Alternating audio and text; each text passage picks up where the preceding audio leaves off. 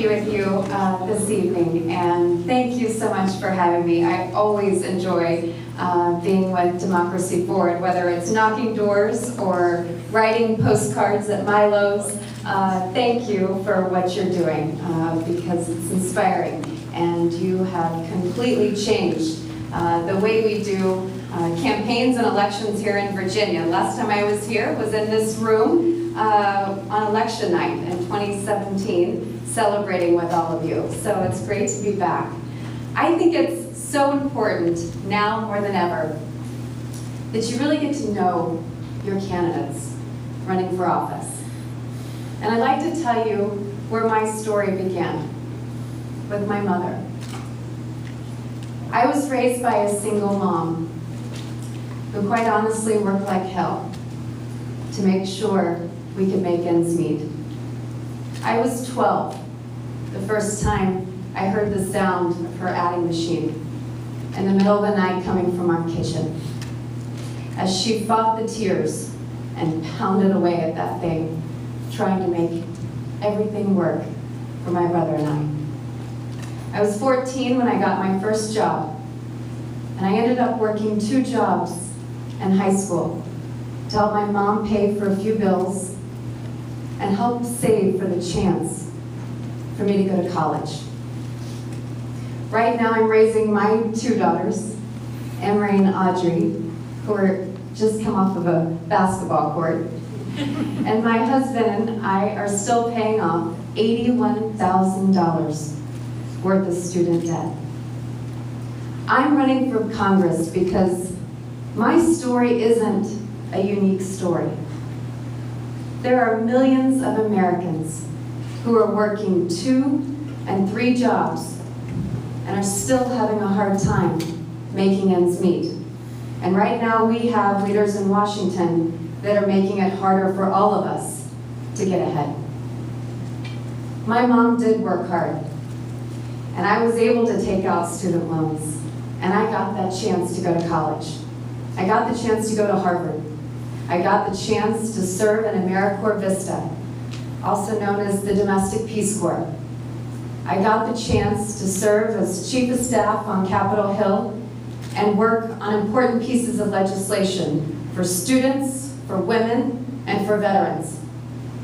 And I got the chance, in fact, an honor, to serve in the Obama administration as a senior advisor working on veterans policy, something that I'm incredibly passionate about because my grandfather had too hard of a time getting the access to care that he not only deserved, but that he earned.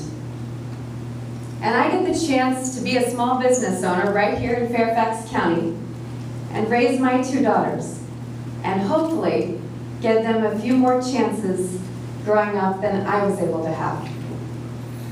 There are a lot of issues that I'm incredibly passionate about, but so many times these forums and situations is a one-way conversation, and I really want to make sure and get to your questions and hear from you, because that's incredibly important to me. So just briefly, I'll talk about 2 issues: education and healthcare. As the daughter of a public school teacher, the product of good public schools, and now with my 2 daughters in Fairfax County Public Schools, I think we have to work hard to strengthen our public schools. And we have to make sure that we give our children the start they need and they deserve. We talk a lot about universal kindergarten, but we've got to take it a step further and provide universal pre-K. We also have to make college more affordable, invest in community college programs, and invest in apprenticeship programs to ensure that we better prepare our workforce. Donald Trump and Barbara Comstock have proposed a budget that would cut work-study programs for students by 50%. 50%. I can say that I wouldn't be standing up here today had I not had the ability to have a work-study program. We must ensure that health care is something that every family has access to. I believe that health care should not be just a privilege for those that can afford it.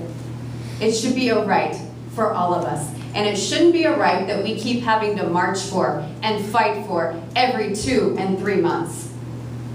we have to ensure that we are able to provide health care for our families. I spent my time in the Obama administration working to provide access to care and health care for women veterans, which is actually the fastest growing veteran population today. And there is still a lot of work to be done to ensure our veterans get the care that they need and they deserve. There are a lot of important issues, and I hope that we're able to get to some of those during questions, and I will definitely stay around afterwards to be able to answer your questions as well.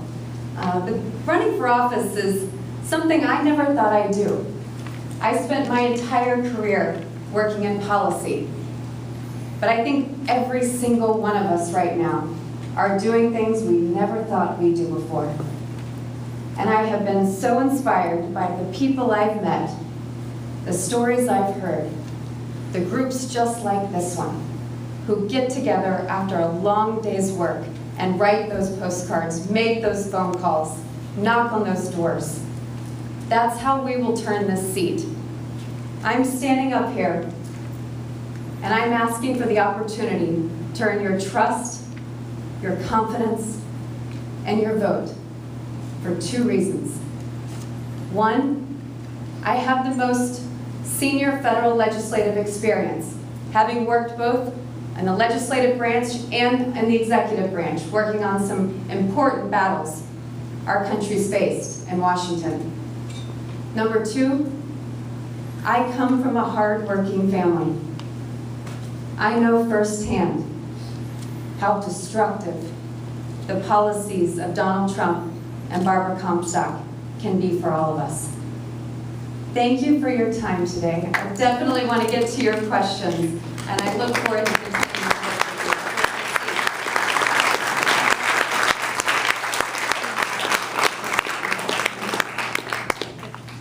And it's actually more of a question for Carla, keep it short. Because it's actually for everyone. On this week, we sat at Maria's home and talked to the group from the VA when the Guptas, and they talked about how all the candidates were working together in Virginia.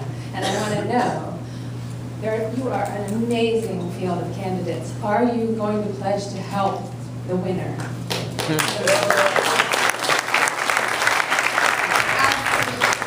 I think every single one of us is working together to flip this seat and defeat Barbara Comstock. This isn't just a race for us here in Virginia. This is a national race. There is no way the Democrats can take back the House in 2018 if we don't take back Virginia 10. And I know all of us in this room are committed to doing just that.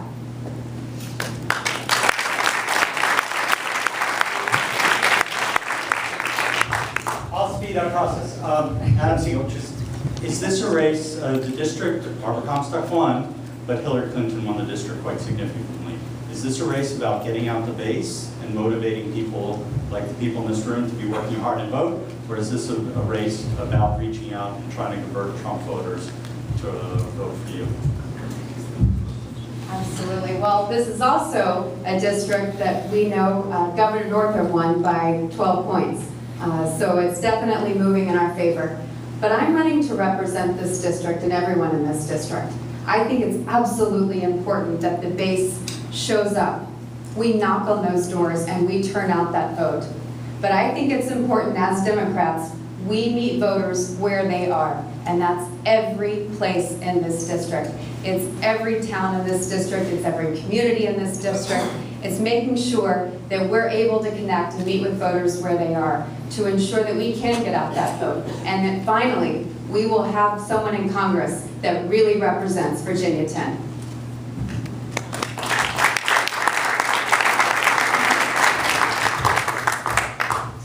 Hi, thank you all for coming. This has been very educational. It's going to be a hard choice, too. Quick question as far as looking forward, though. Whether or not Trump is impeached or not, we have to move things forward in Congress, and it's not going anywhere. And I do heed you're saying he might veto everything, but we still have to work together again. So what can we do about it? Absolutely. Well, there is a time when Congress, one, talked to each other, and two, worked together. I was incredibly fortunate during my time working in a congressional office to have an example in which Congress did work together.